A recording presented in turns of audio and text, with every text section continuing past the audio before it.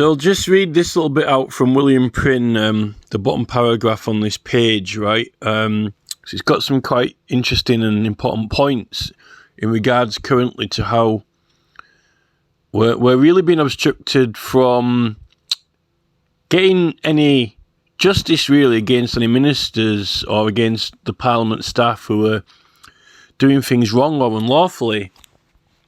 Not in any great power or capacity to force them to make them correct their behaviour, and definitely not through the petition site at the moment. Let me just read this bit out.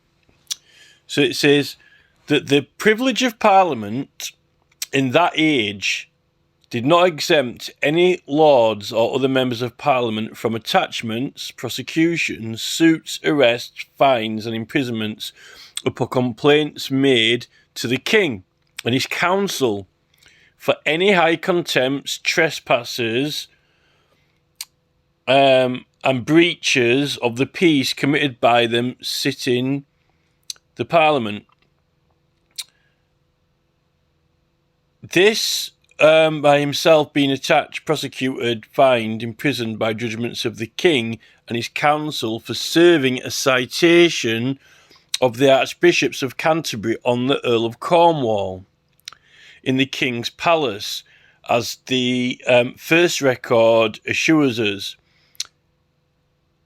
And he and his household servants thus attached, examined, prosecuted by the King's special command, and enforcing John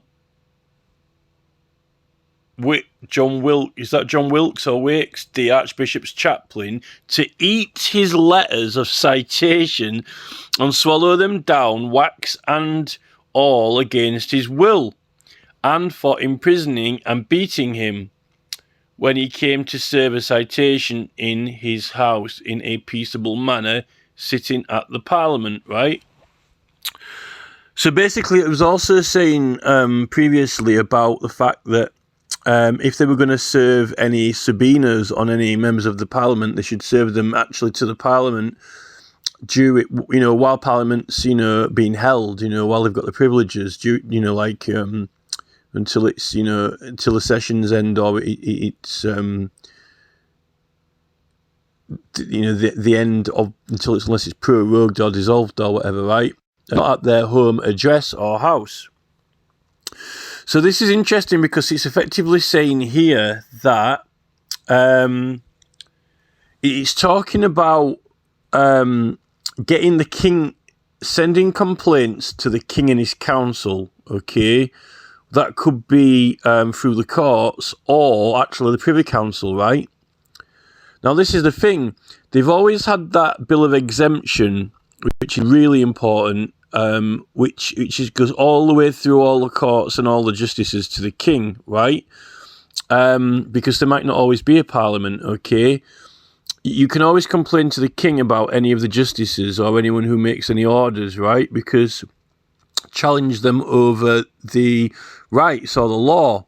And that Statute of Westminster is like literally nearly as old as Magna Carta. Not a lot of people talk about it, but it's really important. It's not quite as old as Charter of Liberties or the Liberties of London, but it's kind of like literally just a little tiny bit. It's in the same sort of period as the Statute of King John, the Magna Carta. So you can always complain to the King, but that's on a point of law.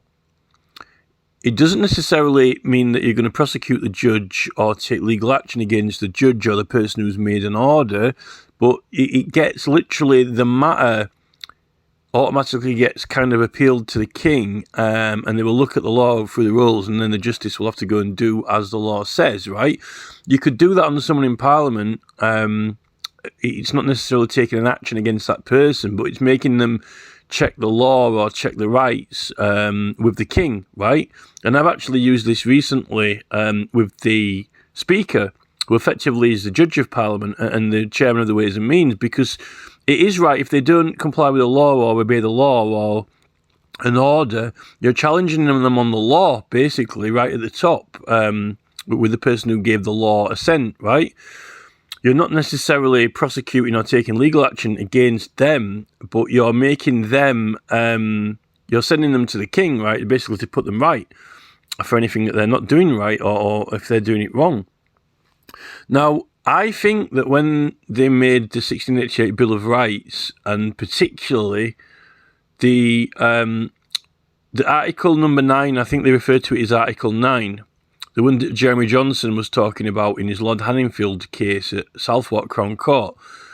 It's called illegal prosecutions by the King's Bench from as cognisable only in Parliament or by diverse other diverse and arbitrary causes, right? Now, that can combine with the right of the subjects, okay? Because if you petition in Parliament and if you've got a case in Parliament, then it's a matter that only can be resolved and heard in Parliament, okay? Even though we've got our own distinctive right, which is the right to petition, the right of the subjects. But that is only its own right in the same way that the peers have got their own right.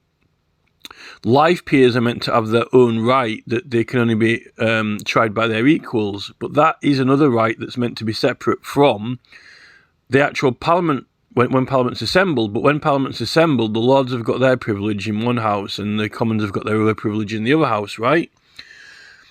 Now, the thing with this is that illegal prosecutions by the King's Bench for matters that are only cognisable in Parliament is where this is where the issue is at the moment, because you don't hear those matters in the courts like with Lord Hanningfield, but it's not just them and their conduct and behaviour, it's also cases which are brought to those places, and that's where we're getting fobbed off, ignored, denied, obstructed at the moment through the Petitions Committee, because the Petitions Committee doesn't seem to believe that petitions to Parliament are brought to Parliament. It's almost kind of like they don't want to acknowledge that it's agency of Parliament and processes of Parliament, mezzanine process of Parliament. They want to pretend that no such thing exists, and all there is throwing some up on a board, right? And that's it. You how did it get there? And Parliament at the moment, by having it on their website, we'll do all the advertising, you just share it online. Well, it's been shared online on other websites, so clearly it involves other websites, but they don't even want to give you any support for that. They don't really want to do anything. All they want to do is throw things up on their notice board on their website, and really, also they want to be the judge of that website and the judge of that committee. And what all those rights are, the advertising, signature collecting and processes, are our rights, which we've got the freedom of and protection of, and they've actually unduly seized and arrested those rights, and they've absorbed them partly into the House of Commons at the moment, and they've taken over them, right? But they think they're doing us a favour when they're not, and because they don't really want there to be any complaints against them.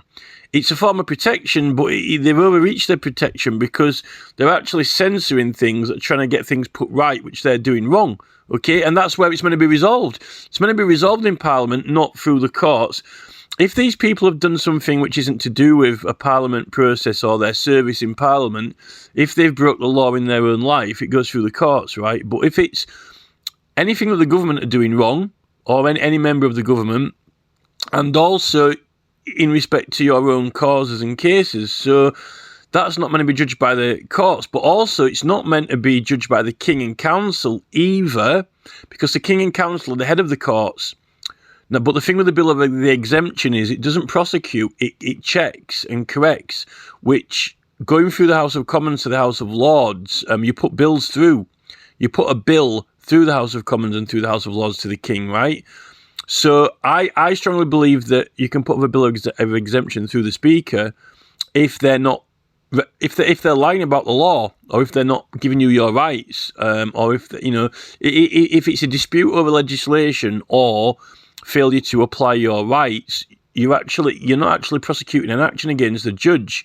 You're actually making, you're getting a second opinion, well, the highest opinion basically on it. That's what you're doing. Now, illegal prosecutions by the King's Bench, that Bill of Exemption isn't a prosecution, okay? It's like, basically like it's almost like a fact check, basically, a fact checker process.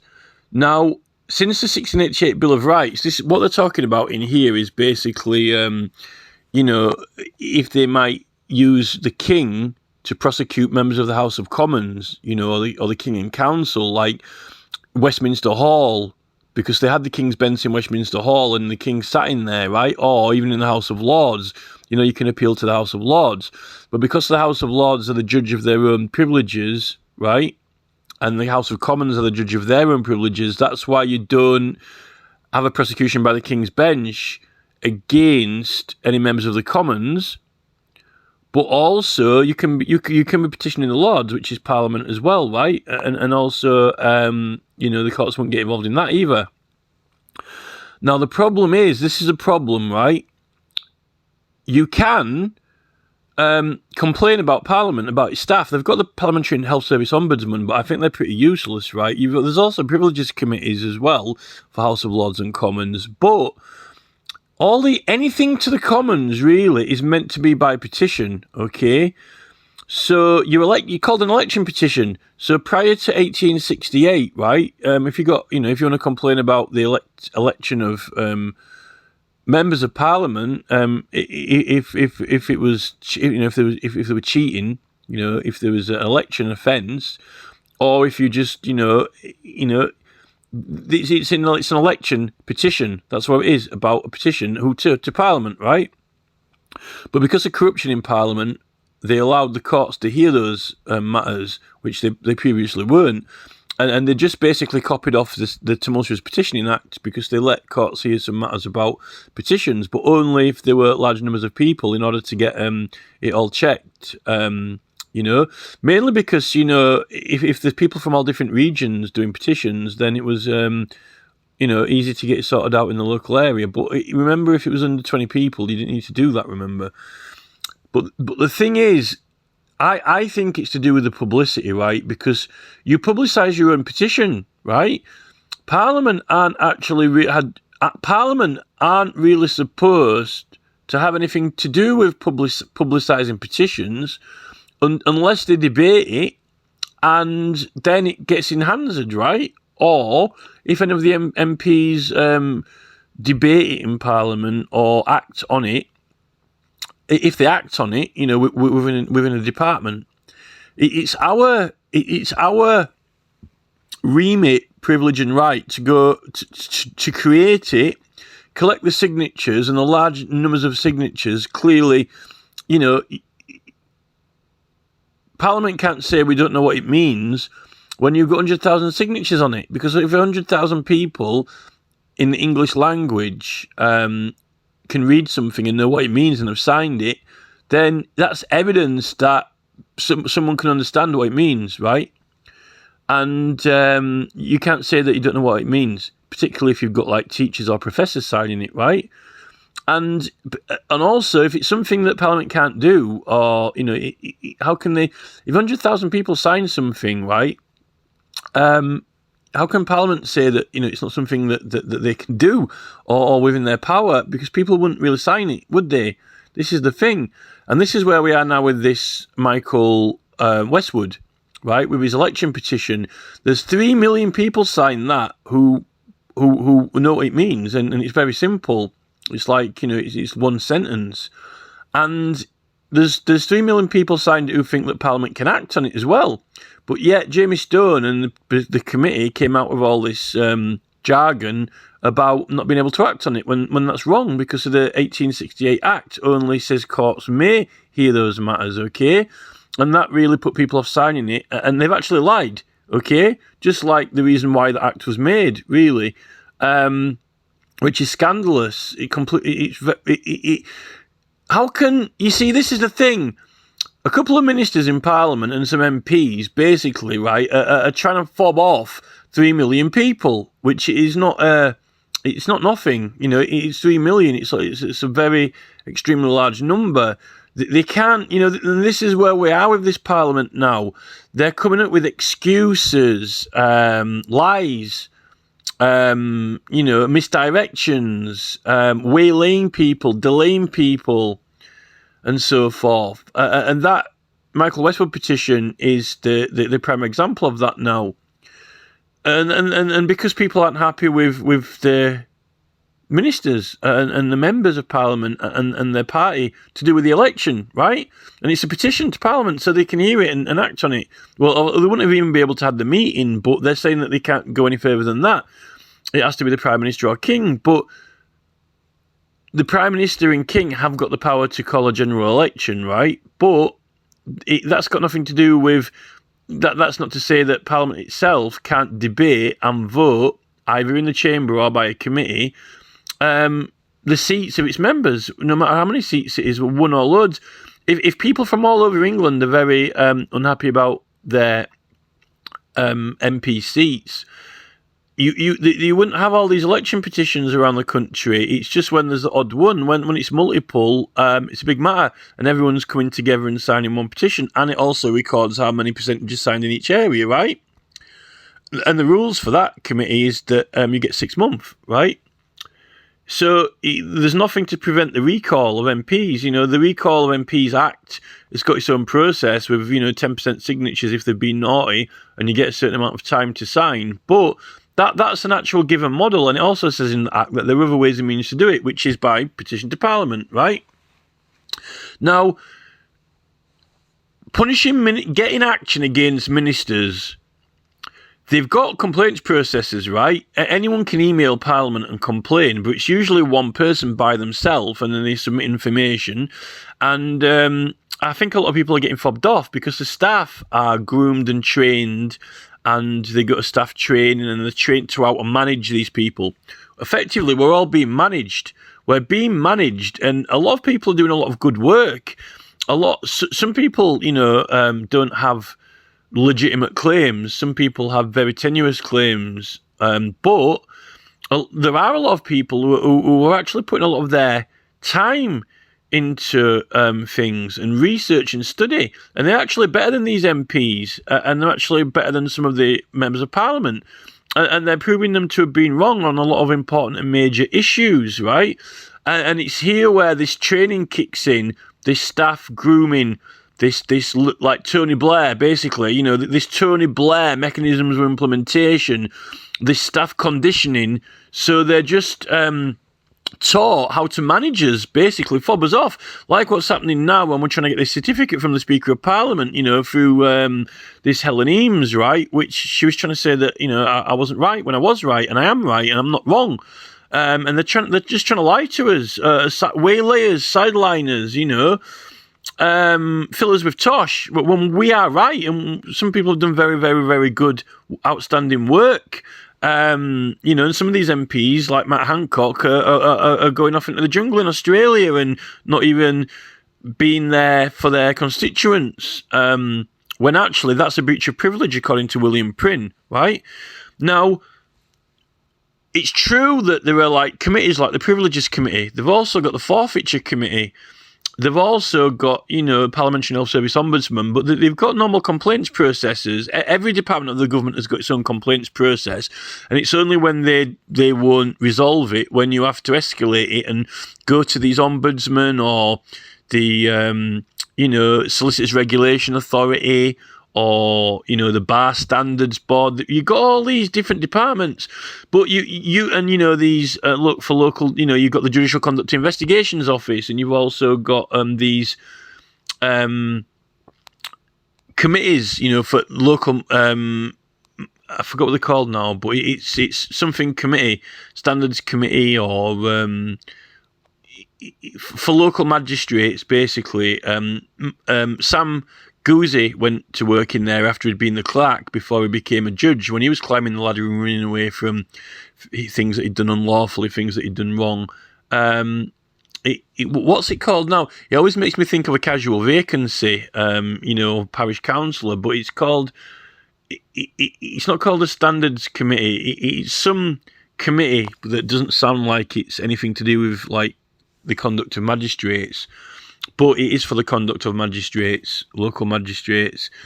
Those places, it's a combination of basically them sort of protecting themselves and conditioning, and also a combination of them not really being as intelligent as they should be, or not quite as intelligent as they need to be for the job.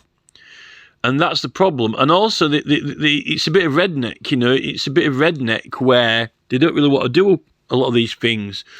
And that's the problem with us, you see. It actually creates a problem. Like me now, I don't like certain emails now. I just can't. I just can't do them at the moment. I just cannot do it. Other emails that I can do easily, but certain emails now, I've got like a mental block from doing it, or an aversion to it, or whatever. But this is the thing.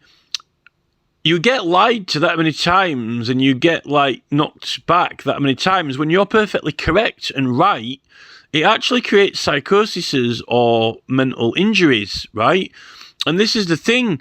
It's like on that Big Brother watch. On the Big Brother watch film, the movie. Oh no, sorry, 1985, not Big Brother watch. It's called on that 1985 film.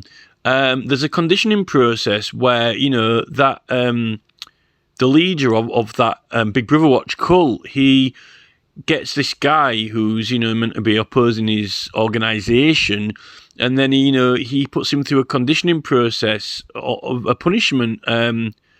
He basically he keeps putting him through these treatment processes and says, how many fingers am I holding up? When he holds up 5 fingers and he says 5, then he punishes him until he says 4.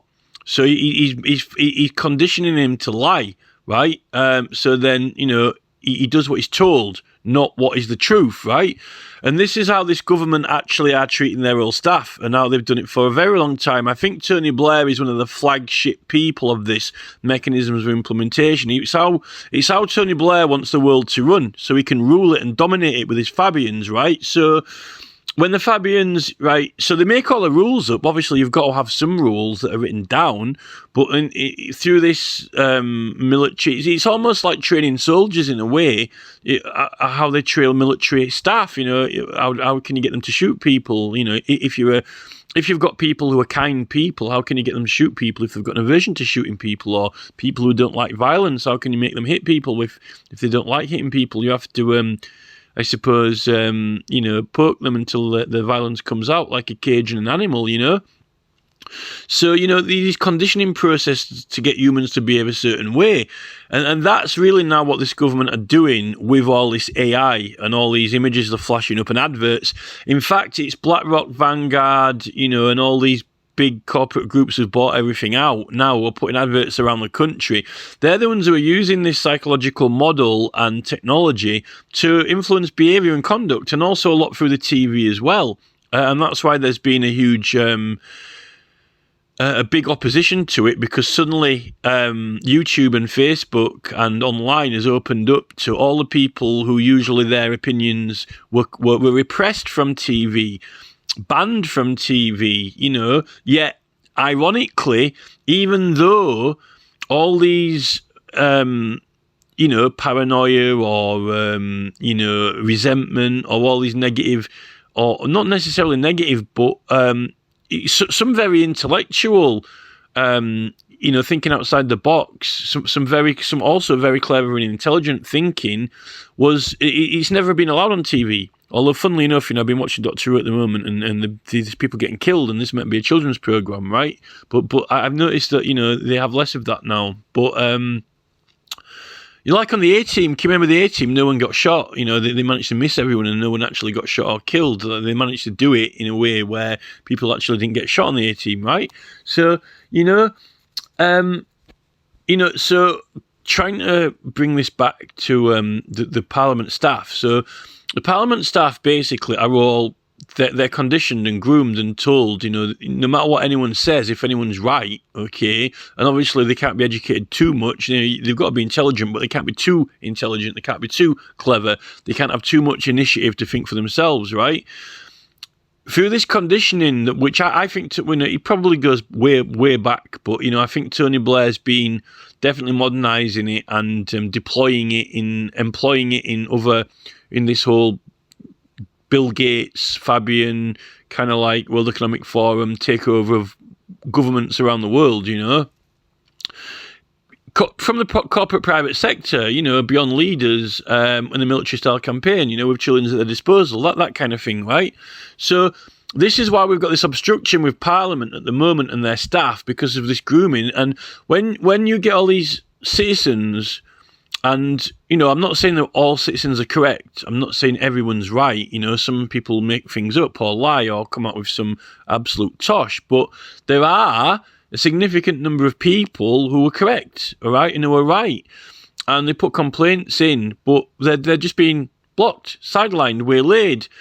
I mean, even, like some professors actually even admit that they put complaints in, like, to Ofcom and things like that. And they just, professors are not lacking intelligence, right? Even they are getting obstructed and waylaid.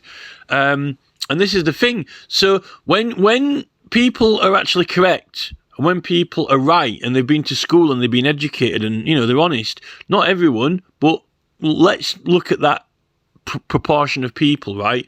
Taking into account the people who are right and the people who are correct and they're intelligent enough to know that they're right. When these big important organisations like Parliament and these complaints agencies just say, oh, we can't act on it, or it's not legitimate, or whatever, you're actually being told that you're wrong and there's nothing that can be done when actually you're right, and that has got to cause psychological damage. It's got to cause mental injury. It's actually got to be distressing.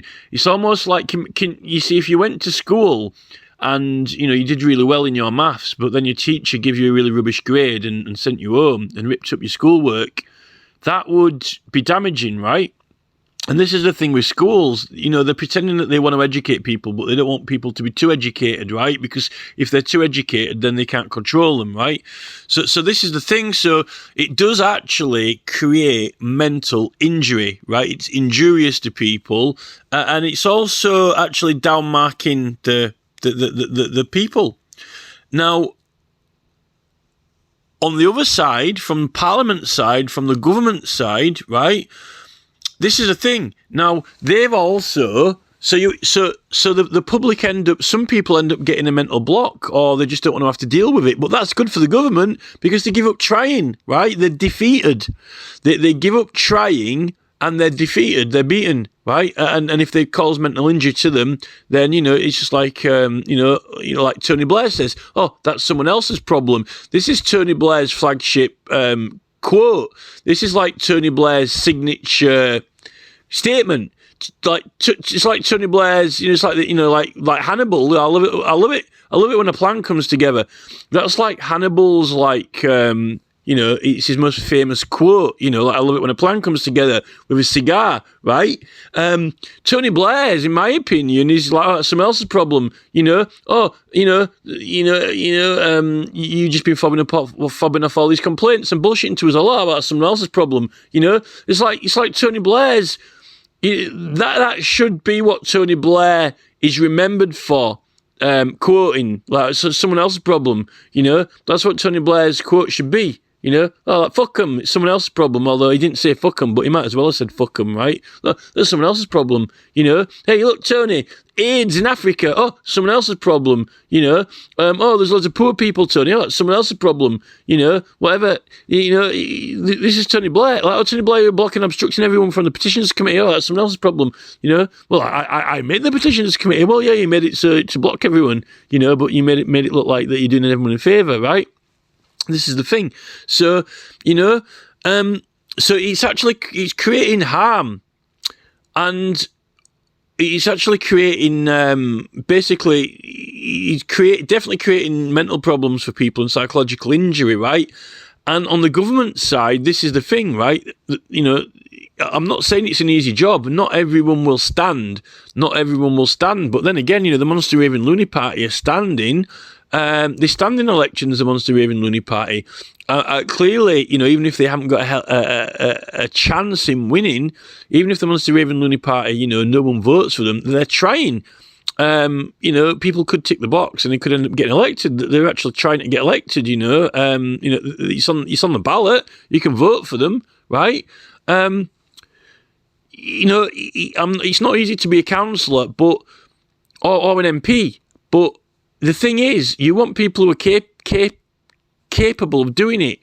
You want people who are competent to do it, not just enthusiastic. Like these charity heroes who are like, really sporty and outgoing, and and they'll help anyone, and you name it, whatever charity, they're running around with a bucket, collecting money, knocking on doors, doing a marathon, helping kids at schools, those type of people. Some of those type of people, it's just who they are. It's just what they do, and a lot of them, don't get any trophies or knighthoods or anything for it. It's just what they do and who they are. They're just charitable people, they like doing it. But for councillors and MPs, it is a tough job. And maybe you have to be thick-skinned, maybe you have to be a bit tough, but for all these, because I think the job likely entails complaints, right? Although, ideally, if you've got a really brilliant counsellor, they would be good at sorting out, resolving things, and people wouldn't be complaining about them or at them, and they wouldn't have to block anyone anymore because they wouldn't, treat anyone with. They wouldn't treat people differently or whatever. And obviously, it comes with a job.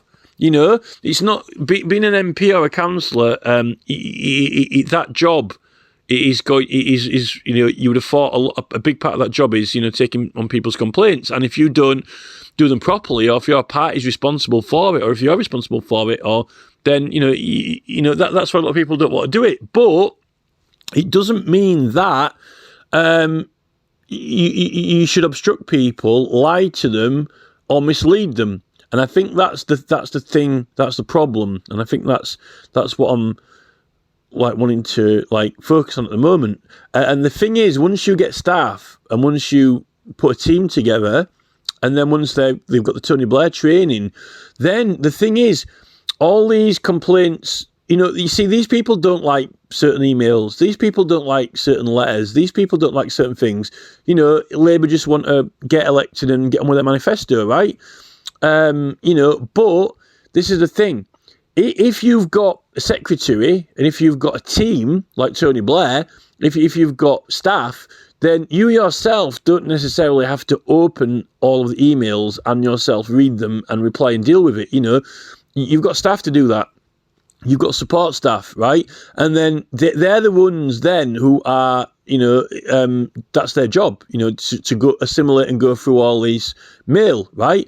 And then, now those staff, it's just a job. They're getting paid for it. They're getting money for it, not doing it in the spare time after work, or whatever. That's actually their job, what they get paid for. And this is when the training comes in, right? Because, they're trained to, don't get too involved in it, get too emotional about it, don't get too bothered about it, right?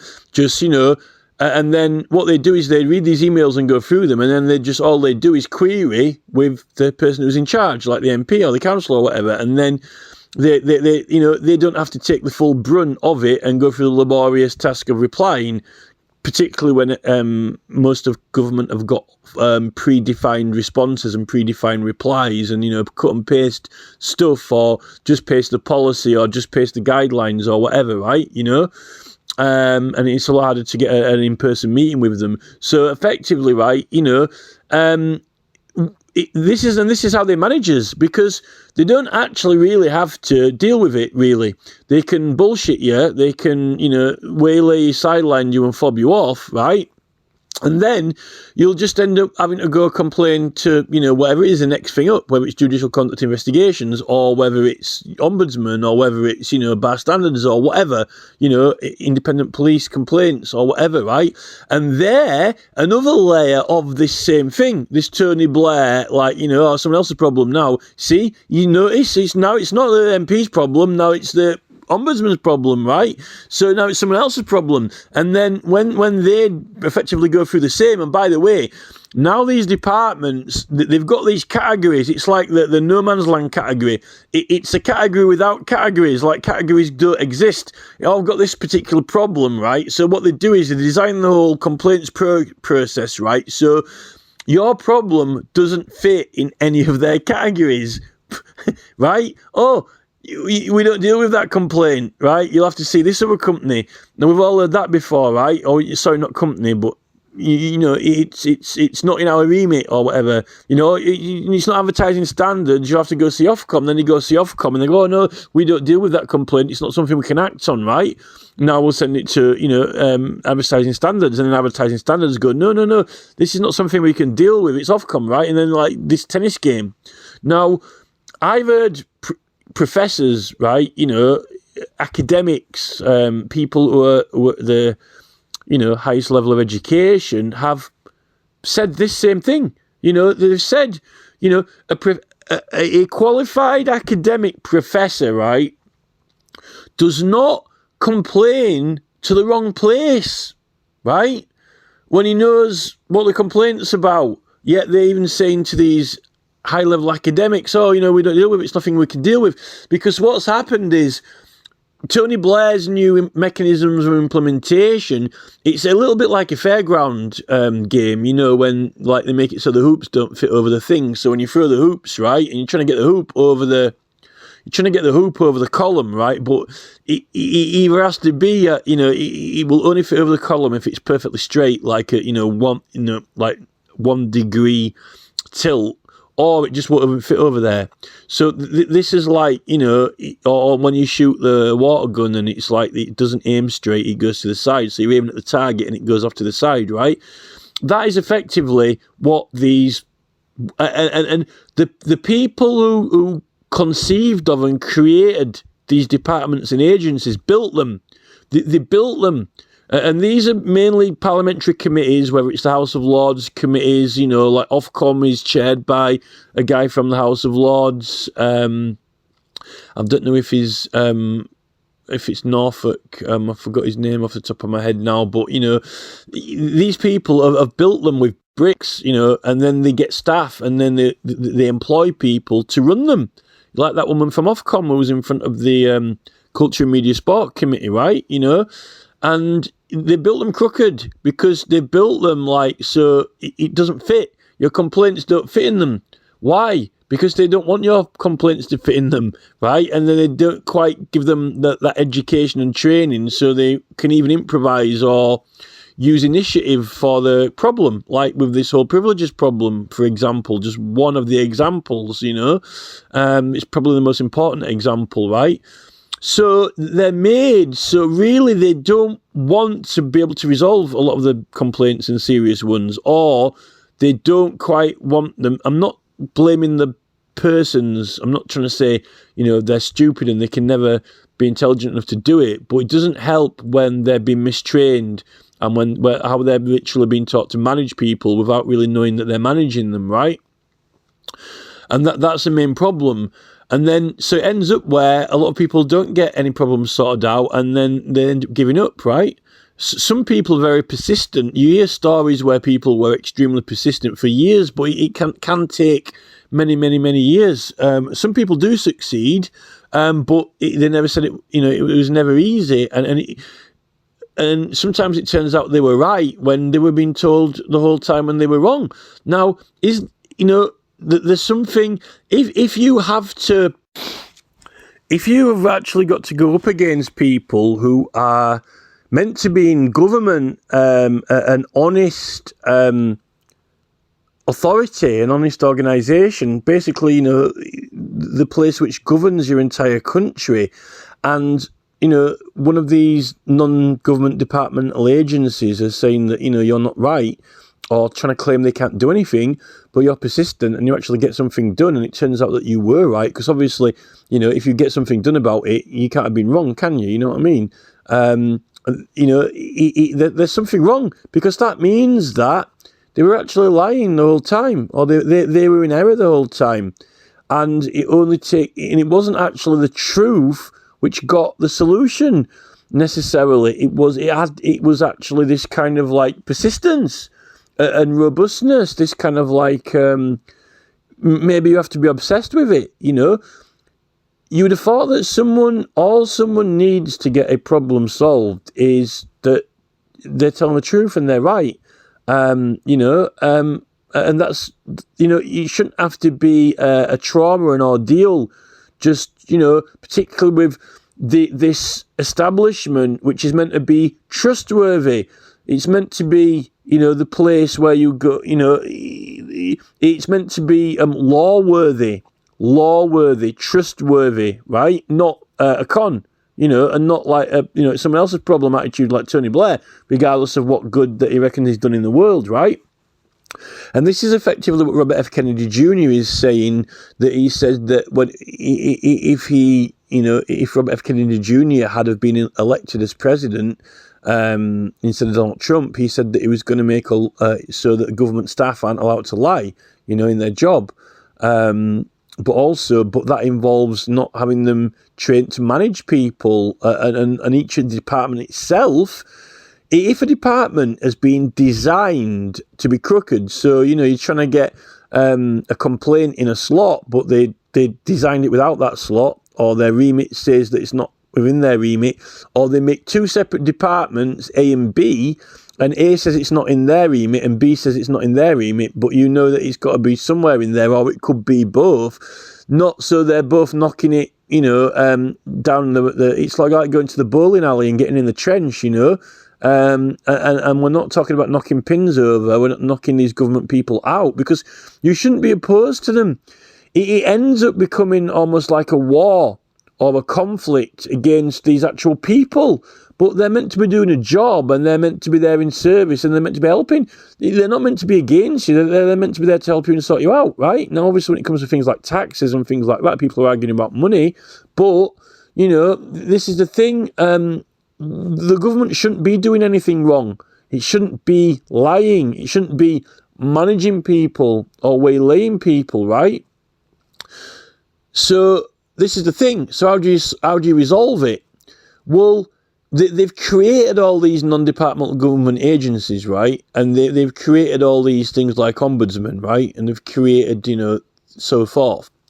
But really, when it is the government, and remember it's meant to be King Charles III's government, right? It's supposed to be petition, because not only have you got the right to complain, you got the right to petition, which is to put your complaint in writing and get other witnesses, other members of the people to support you.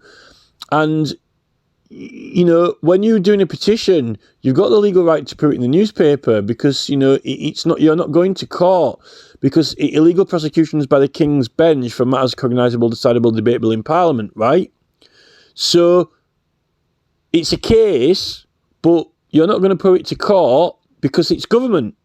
Because if it's to do with the government, including naughty ministers and members, right, you're not going to prosecute those in the court, right? And because it doesn't go through a court, because it's a matter to the Parliament debate and decide their own matters, except election petitions, which they can actually do, but courts are allowed to do election petitions, right? It is by petition. And for those complaints, petitions, you've got the legal right to, you should be putting it in the newspaper, because the petition needs to compel them to debate it.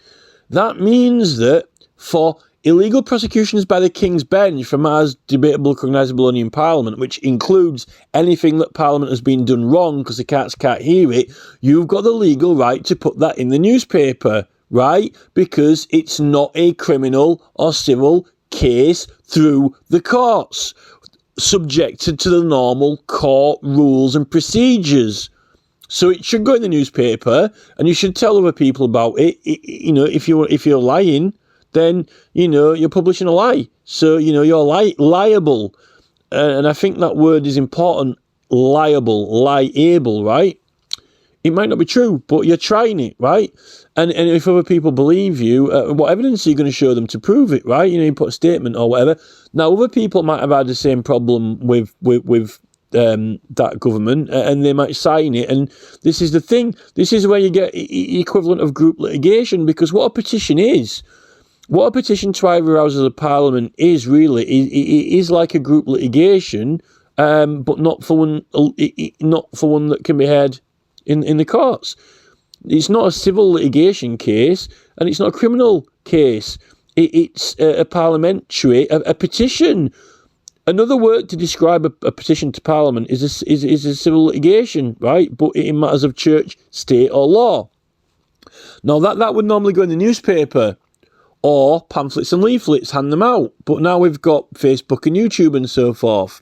Now this is really where I think the problem began, when it comes to this issue with the Petitions Committee and naughty members of Parliament like Keir Starmer, right? And this whole election petition thing with Michael Westwood, right? And pretty much every other problem that we've got with Parliament, right? And that is this, that Tony Blair and Gordon Brown or whatever has conjured up this website, okay? Like, it's the future, it's modern, right? And at that point, well, they didn't have it at Parliament, did they? They didn't actually have it on the House of Commons website. It was actually, when they first created it, it wasn't the House of Commons who were publishing it, right? It was number 10. So it's almost like letters to the Prime Minister, okay? It was 10 Downing Street, so that's the Prime Minister, okay? So you're actually petitioning the Prime Minister. It's not actually going to the House of Lords or Commons, right? It was going to number 10 Downing Street, like when people hand those big boxes of petitions in, right? And they said, right, well, we'll make this digital online notice board, okay? But this is the thing, that you create the petition on that website, right? And it's your right to create that petition, and it's your right to publish it and show it, right? But they said they were going to do us a favour and show them, but they don't really want to show all people's grievances, because they want to start filtering them. They want to start, tooth-combing them, grooming them, right? And this is the problem, what we've got with the burning of Parliament in 1834, whenever it was, when Parliament burned down and all the petition archives were lost, right? All the ones that never got debated, that didn't appear in Hansard. And even though we've got, following that, Baron Denman and, the Parliamentary Papers Act and all these other Public Meeting Act and a lot of good acts, a lot of good law that was actually made to protect us, which has unfortunately been ignored at the moment and undermined when actually some laws were made. They continued destroying all the actual original petitions that were sent into Parliament, apparently up until 1947, because they don't really want people to see those original complaints and that they exist when, we've got a right to. Okay, they couldn't stop people from writing them. They didn't have to debate them, but, well, they had to debate them really if you got a lot of signatures. But it was up to us to have to go about getting the signatures. And then you've got the Tumultuous Petitioning Act, where, you had to get consent, but it could have been from a jury, if it's a jury. But then you've got this whole model like with the magistrates at the moment, you're always meant to have a jury. You're meant to have judgment of your peers, but they've scrapped that, and now they've got these Muslim magistrates who are not your equal, and they don't even think that they are. They definitely don't believe that they are equal. When you go into a court, right, your equal doesn't say, stand up, all right, sit down, stand up, sit down. That he's not your equal, right? He thinks that he's better than you, and you have to call him your honour, right? He's not your equal, and it's not a court of record. And these magistrates are not law-worthy, and they've ended up, they're very, very corrupt. They won't let you send anything in by post. You're not even allowed to have someone else represent you, like traditionally in law, you're meant to have a lawyer turn up and represent you if you can't be there, and so forth. We're actually being, a lot of people have been mistreated and abused by these magistrates. I'm not saying all of them are bad, but they're definitely not law-worthy, and they definitely don't think they're your equal. That's for sure. and no one dare go to Crown Court because they think it's more serious. They're terrified of severe penalties. So that's another thing to put into the equation. So trying to come back to number 10, Parliament, Downing Street, right? So at that point when they offered, you see what's happening at Downing Street, right, is that Parliament, the House of Commons, aren't publishing the petition, and they're not publishing it. See, this is the thing. This is my argument with the Speaker of Parliament at the moment. He's trying to reckon that that Parliamentary Papers Act is only for things that go in Hansard or things that Parliament itself give authorisation to publish, but it's actually meant to be for anything that any documents connected with the petition and the petition itself, right? And Parliament aren't supposed to prepare petitions. They're not supposed to write them.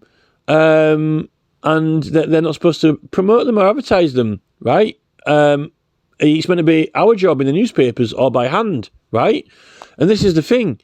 It's meant to be our job to do that, and we've got the legal right to do it, and there are certain laws in effect for protection and so forth.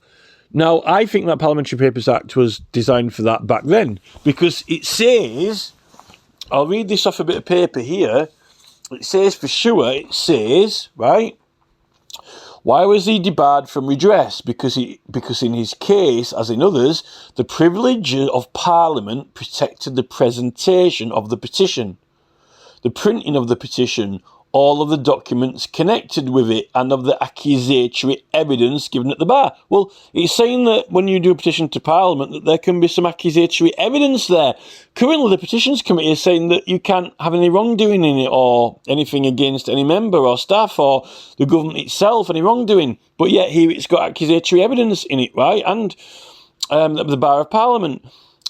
You see, and it's saying that privileges protect the presentation of the petition, but what? Not just the presentation of it in Parliament. Why would you need protection of presentation in Parliament? Also presentation of it to the public, surely, because the public have a right to know about it before and after. Whether it's debated or not, the public have got a right to know about it, and the printing of that petition, okay? But that includes the printing of it by you, if you put it in the newspaper, okay, to collect your signatures, not just after Parliament have debated it and they put it in the Hansard after. All of the documents connected with it, right? Well, that's all. You can submit a petition and then the Petitions Committee might call you in and ask you to give evidence. Well, where is the evidence? You got it at home, right? They used to have it annexed on there. I've read many petitions in the archives that actually use the word annexed, and they did send it in. They passed a resolution at one point so you couldn't annex evidence to it, but they do call it in at a later stage, mainly because documents might get separated for them or lost, right? It's not that you never had anything annexed to them, and annexing evidence has got nothing to do with them. It's a completely different type of procedure or process. No, it is the right process and procedure, but it's more like something to do with Parliament burning down and then they carried on destroying them all. It's a lot of paperwork if they're not going to debate it, right?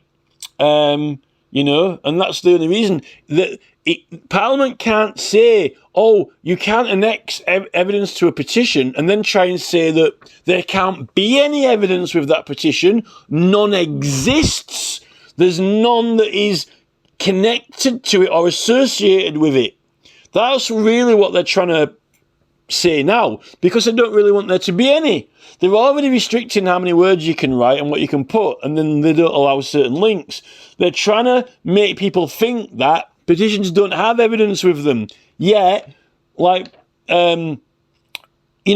take care of it all. What they're doing is, they'll invite, Michael Westwood in there, right? Sometimes, if a person gets their petition debated, they'll ask the person then to bring evidence in, and then suddenly, then it does have evidence with it. But also, what the ministers do is their own investigation.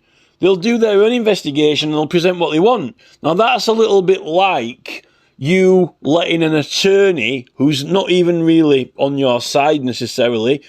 Can you imagine if you hired some attorneys, right, and they were going to debate your case, but it was a mixture of Crown prosecutors and other attorneys, and, you know, they weren't even necessarily trying to win for you, but you managed to make them have a hearing, have a trial, but they weren't necessarily on your side, right?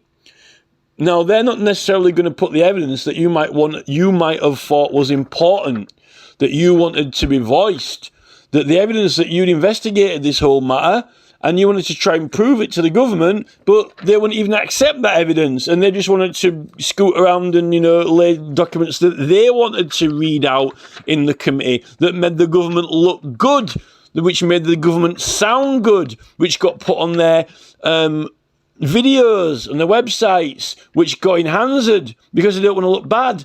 Yet, the Parliamentary Papers Act, when it does get published by the order of Parliament afterwards, right, not you using your right to publish it in a newspaper, even though that, you know, that's the preliminary proceedings process to the whole thing, all of it's protected. No one can bring criminal charges. No one can bring civil charges against what was said or evidence laid, right? But they're not using that. To the contrary, they don't want to upset or imbalance anyone or anything. And why is that? They don't want any accusatory evidence. Why? Because the problem is that these main parties, they're so big, and absolutely everything is now pivoted on the public opinion of them. So they detest and are deterred from, and by hell, by God as well, don't even want to acknowledge any slightest thing which will make their old party look bad, or the government, because it affects the whole voting in the country. But that means that you can't have a fair, open trial or hearing or accusations, because and this is the thing with courts. All these press rules and press bans on courts, and all these, all this secrecy of court trials, except for, no filming and no recording in there and all that, right?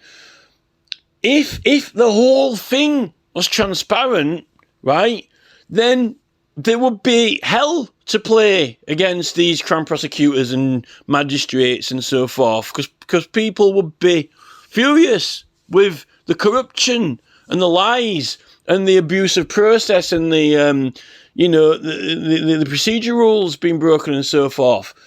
And this is the thing, Parliament are actually kind of trying to sort of make the political process a little bit like that. So people, it's like a Crown prosecutor, this is like Starmer with Jimmy Savile, they're pretending they've got all these rules which are above board, and it's all, the tests and so forth. But in practice, they're not following those. They're omitting evidence. They're lying. They're coming out with the killer questions in the courtroom, stick a knife blade in, get a keen, acute point. This is how prosecutors are going for the kill in a court case, get the questions in, get the evidence on the table and so forth. It's how they win. It's how they beat you. And that is what they don't want you to do in the Petitions Committee, because it's actually harmful. But they shouldn't have done anything wrong. If government aren't doing anything wrong, then people won't have these complaints. But this is the thing, they are. And what's wrong is they're trying to stop people actually getting the cases in, because they don't really want people to have cases, and not strong ones. And this is partisan politics and manifestos.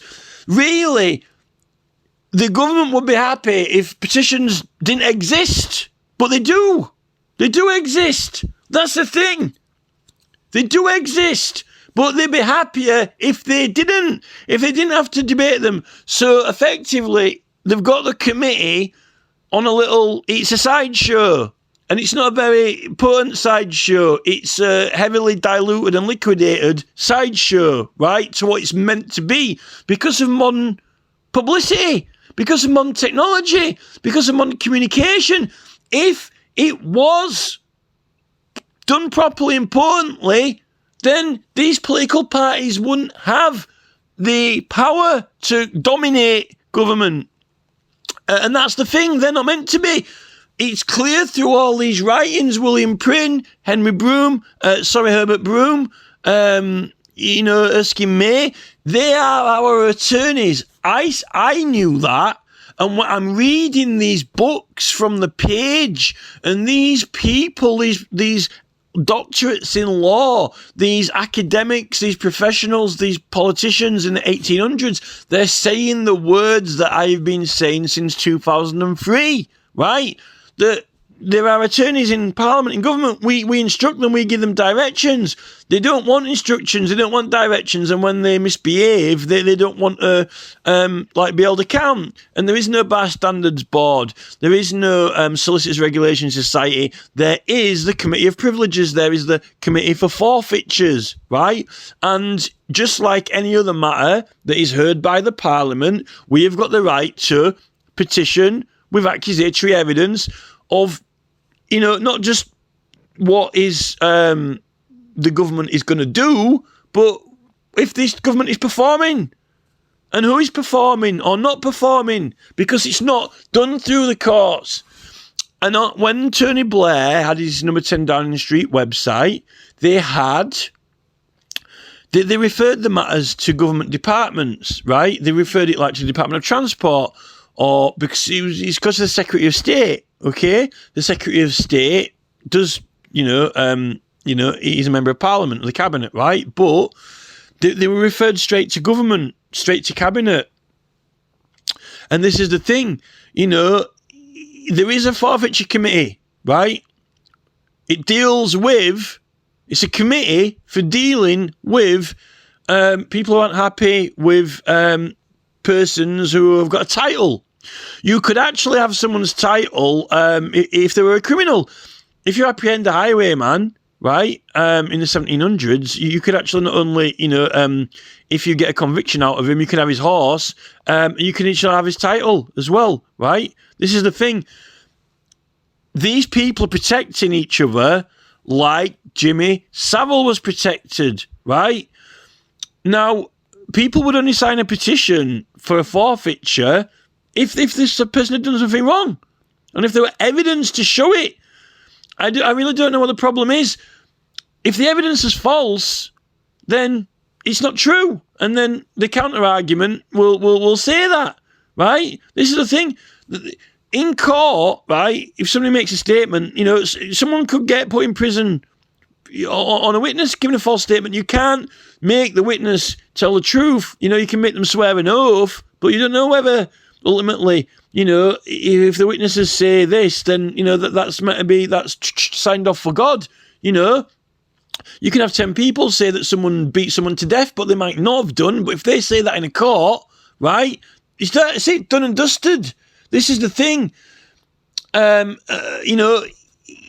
This whole fact-checking thing, if someone, accuses, Jimmy Savile of something, it goes by the evidence. If the evidence is wrong, that is what the debate is for. Someone's submitted this evidence, we'll look into it. Is it true or not? But this is the thing, that they're knocking things back. The problem is they're not, they don't want it on there if they don't like it or want it on there. It's the people that compel the evidence and the statements. And this is the thing. What the government going to do, right? What would Keir Starmer do if, I'm not saying this would happen, but it's just an example for the model of the system.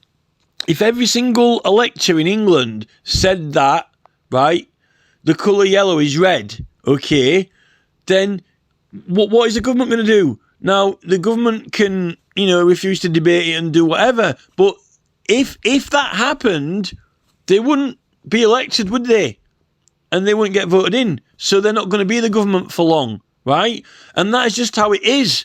If everyone in the whole country says that, a Toblerone is round, right? You're going to have to, you're looking at a war with another country, right?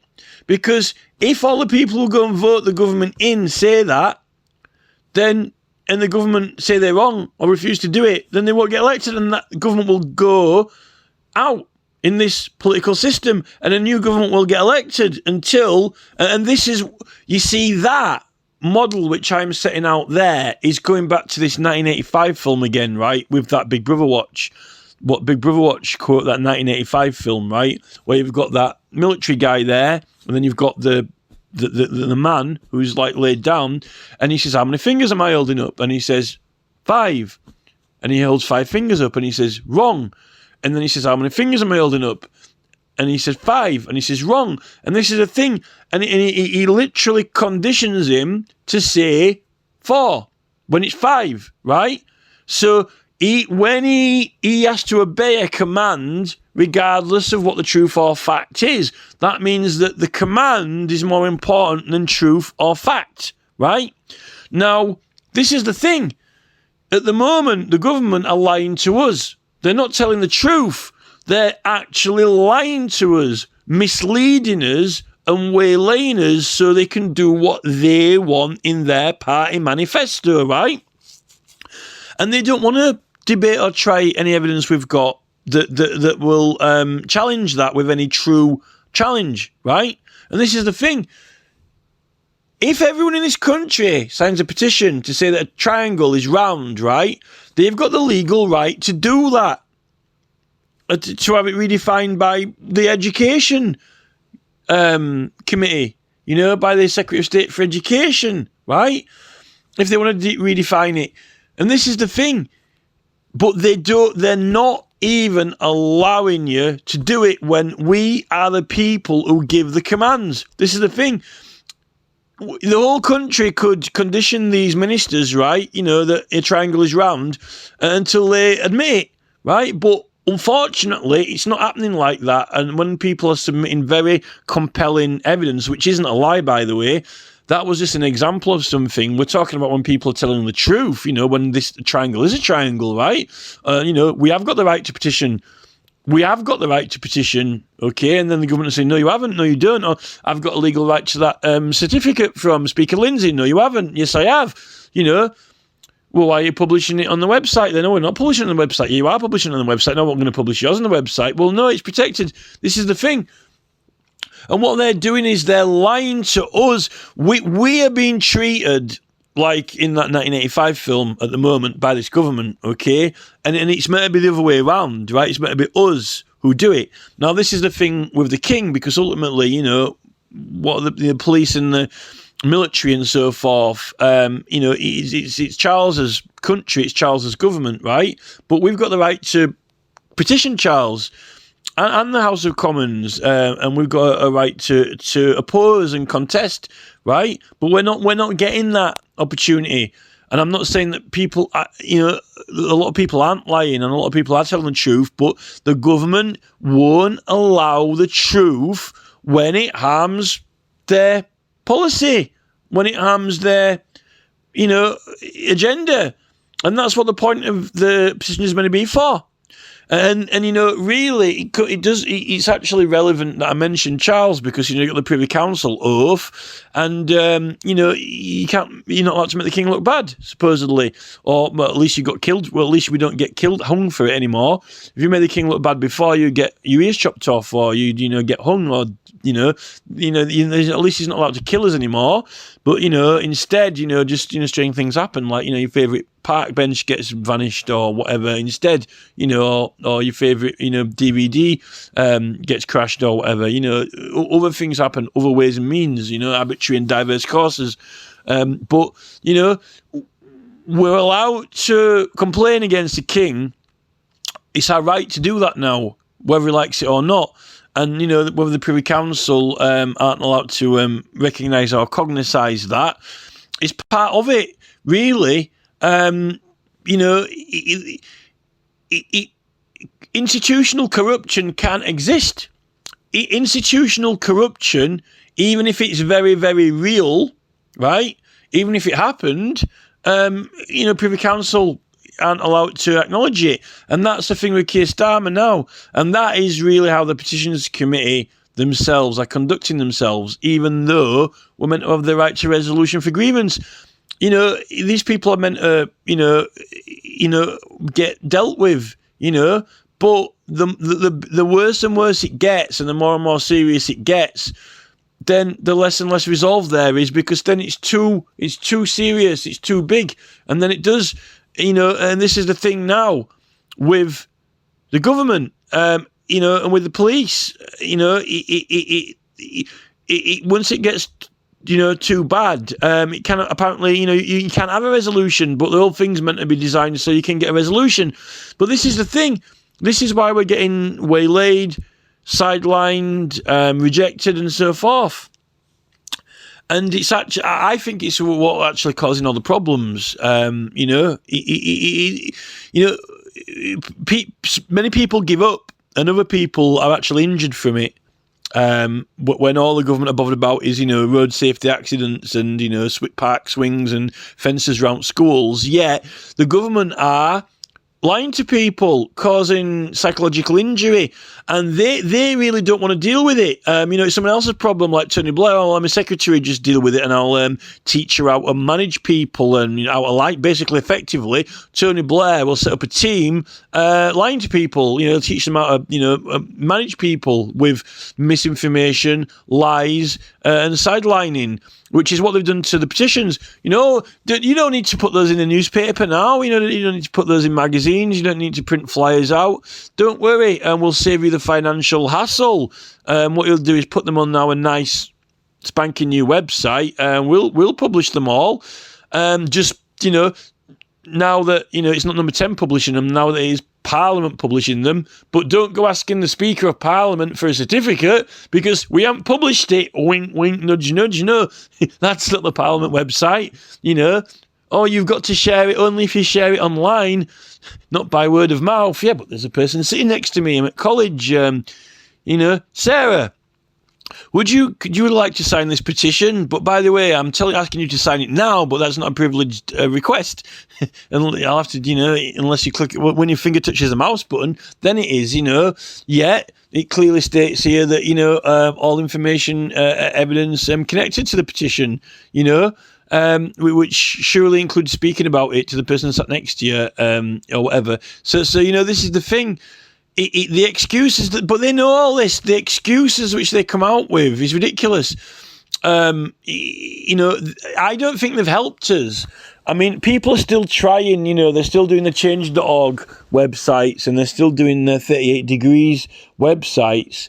But the main one is the Parliament the Parliament website, e-petitions, but I don't really think that it's lawful, because they're trying to claim that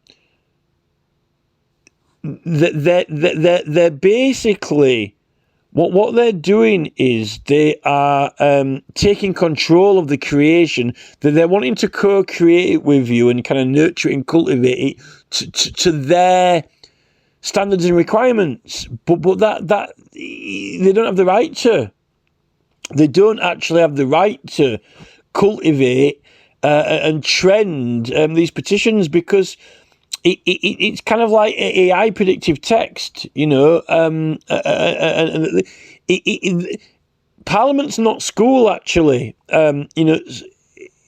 School is English, maths, science, and so forth, right? When it comes to politics, it is privileged. School's not, privileged. If you're not at school, the policeman comes around. This is the thing.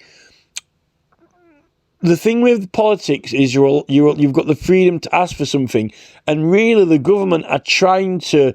They don't really want you to ask for certain things, and when you do, they want you to ask for it. It's gone beyond vulgarity. It's gone beyond swearing. Now, they're telling you that they're trying to teach you They think that the petitions committee is not the classroom. It's not school. It's not an education program. They've got no authorization to school anyone. It's not licensed to school and educate. The BBC is there to inform, educate and entertain. The petitions committee is there to receive petitions from the public in the English language, right? It is not there to teach people how to write a petition, what they should be writing, how to ask for something or anything. There are guidelines. There's an etiquette, but the etiquette does not give license to actually. It is not there to tell you how to talk or to limit you to in what manner you can ask for something. If it's not vulgar, if it's not vulgar. You know, they're trying to program people like a machine. You know, the whole when you find these archives, these education archives, when you find these, Dr. Brodie Waddell's petition archive, the main joy and enlightenment and historic novelty of reading these documents is learning about what was happening there, what the problems of these people were, reading the different characters in these petitions, and you can look for photographs of some of these people if they were more highly prolific people, like some of the lords and barons or whatever. Some of the information imparted in these petitions, or I went down to the sheriff's Gumpter office, but I could not find the writ of privilege there. I'm asking what I should do, filling you in on bits of information. Without that, the entire history of England's archives of those House of Commons petitions are burned, right? If that isn't a loss of history, regardless of if some of them were, tenuous or even false, right? It's still an archive of, people's fabrications, even if some of them are lies, right? What type of lies did people used to come out with? Through the 1600s, there's something to study, but not now. This is the thing, right? They're wanting it to be some Google predictive text. You talk how we tell you to, right? You ask for things how we want, and it's like the Starmer thing of respect. Respect the robot. Respect the robot when you have been turned into one. Respect the robot. This is the thing what Starmer wants, respect the robot. But this is the thing, he wants to be the Prime Minister. He wants to get elected to serve the people, right? There are no electors, because as soon as they've got voted in, poof, they all vanish. And it's only the body of MPs now. The members, we are Labour. Labour is, Keir Starmer, Rachel Reeves, Labour cannot act as if as soon as it gets elected, right, nobody exists except, all of the MPs and the cabinet. It can't, because it can't get elected. The manifesto is very, very misleading, really, because, as I've said with the court model, right, you can't have a manifesto in a court, right? You can have the criminal procedure rules, and you can have policies, but you can't have a manifesto for cases, because you have to hear the evidence, and it has to be judged case by case by case by case, with applied law, with decisions. And you can't say that, we got elected by these people, because this is the deception. No matter what they lead you to believe, you do not elect a party. You don't vote for a party. And it actually, in court, You could, well, this is the thing. Well, you could try this in an election petition because, the courts can hear it now, right? Supposedly, right? This would be something to try in an election petition. The statement, I am going to vote for Labour, is illegal. It's an illegal statement. You can't vote for a party because a party doesn't exist. It isn't votable. Only a human being can stand. Only a human being represents his electorate, who all have an equal right to access and consult in the surgery. And he represents every registered voter. And the way that Labour are acting at the moment, and that they believe that they're running the government, and they probably believe this for a long time, is that they're only representing the people who vote for them. And they're not. They're not. If they were, then they would have to say that people who didn't vote in the election do not have a right to complain to the government, do not have a right of audience in the local surgery. And half the time, this is to do with a lot of things that William Penn has been writing, that, if you vote for an MP, you've got a legal right to have the MP vote in every single decision in Parliament. And if he can't be there, he should provide someone to be there on his behalf, right? And if he's in Parliament, he should provide a member of staff who can be at the surgery to meet you. And, you can go through the things with them, and then you can make sure that they thoroughly understood it.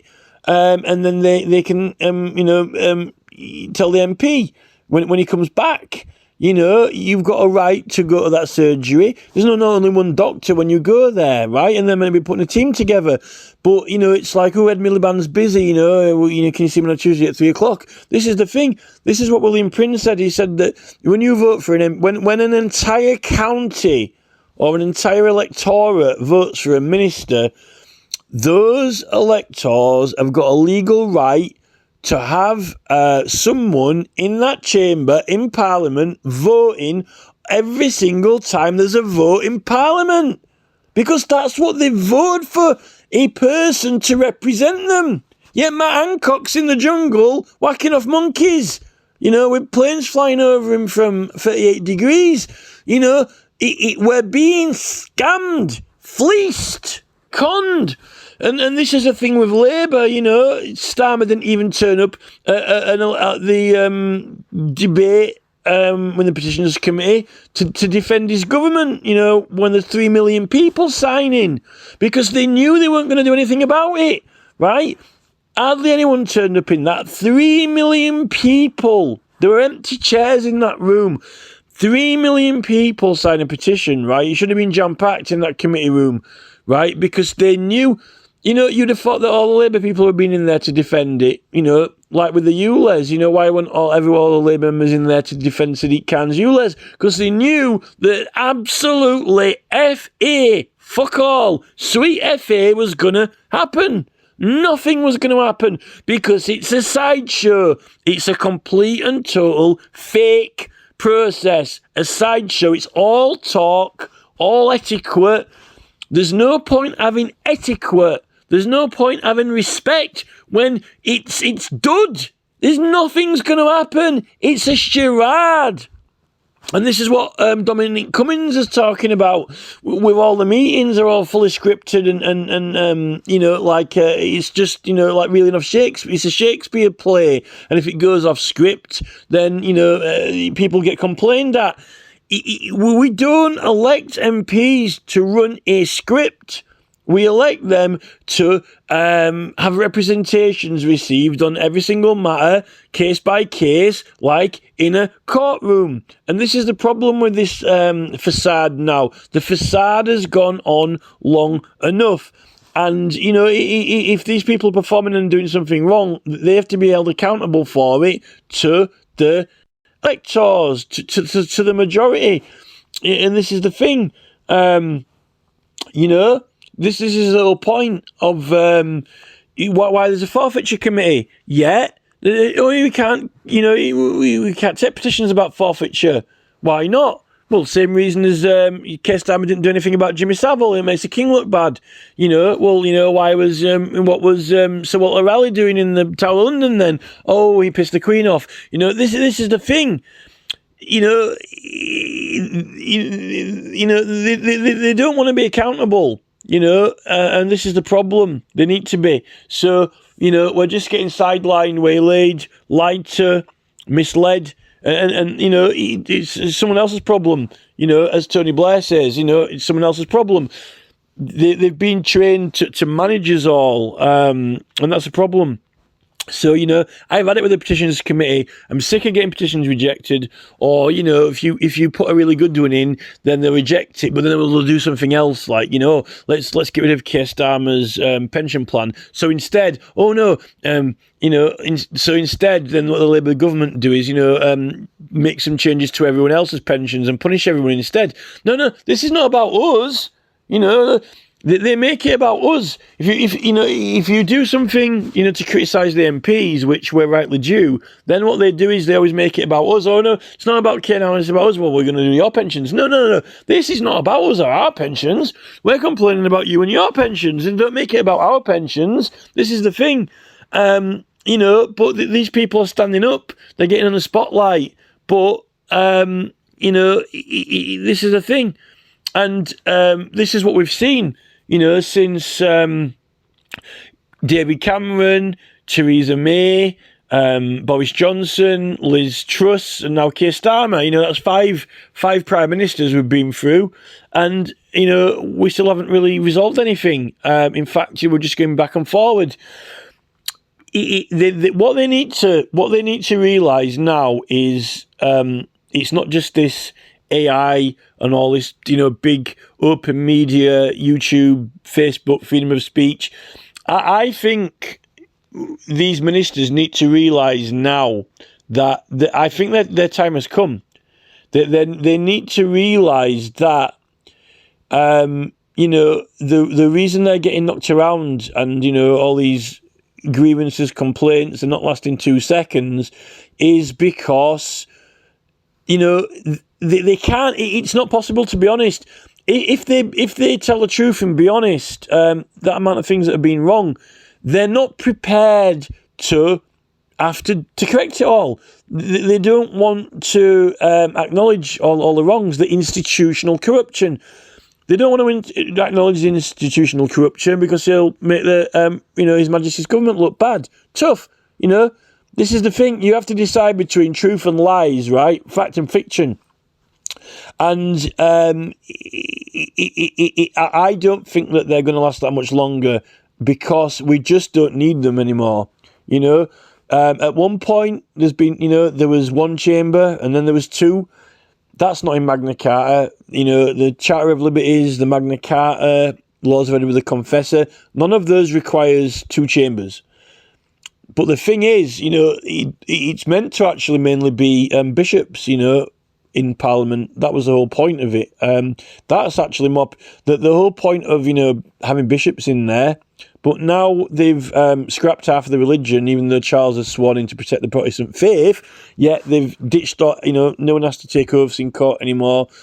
They're actually destroying the religion and allowing it to collapse. Because if you don't protect your religion and keep it in force, then it's not going to exist. So what oath is Charles protecting? What is he protecting? If no one's if there's no Protestants left to take an oath in a courtroom, what is Charles protecting? Right? What is he sworn to protect the Protestant faith? He's not. So that's more important than whether there's one chamber or two. And Starmer's wanting to get rid of all the hereditary lords and reform Parliament.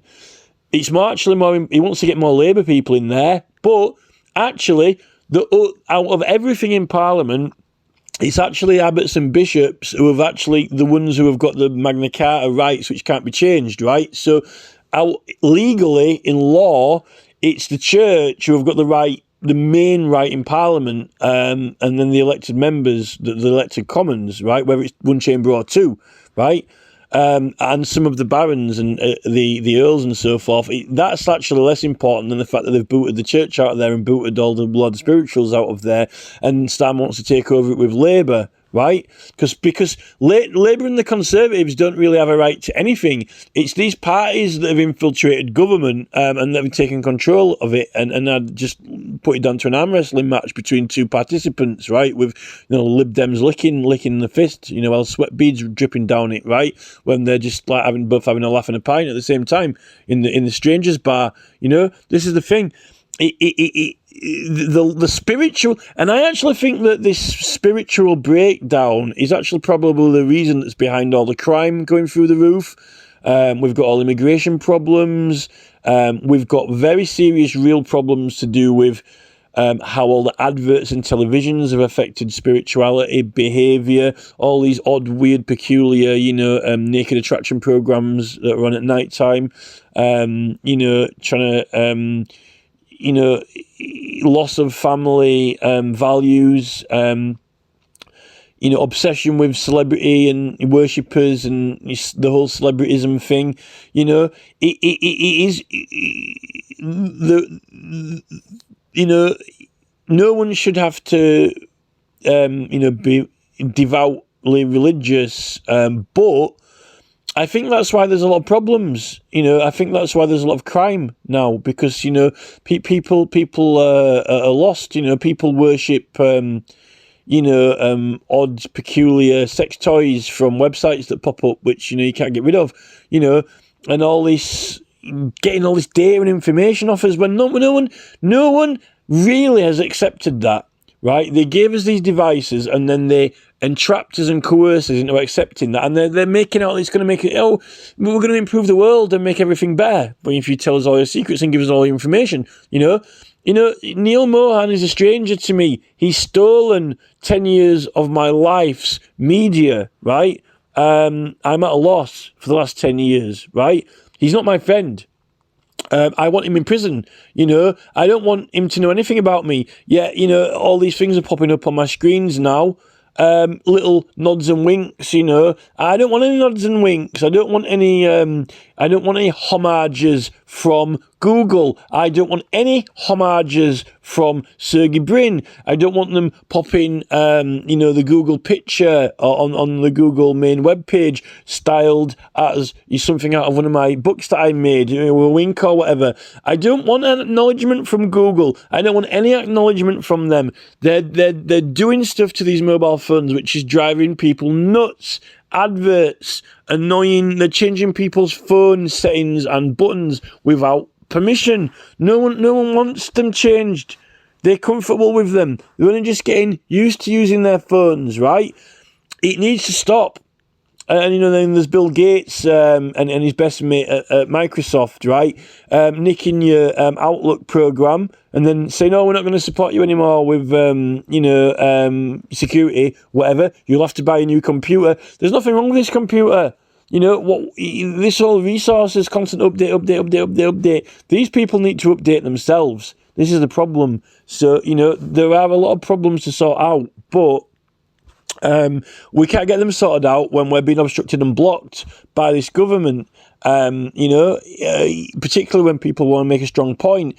That when you make it about them and their errors, then they try and make it up about us, right? When you just want to get the signatures and get the thing dealt with, how you want it dealt with, not how they want to deal with it. This is the thing.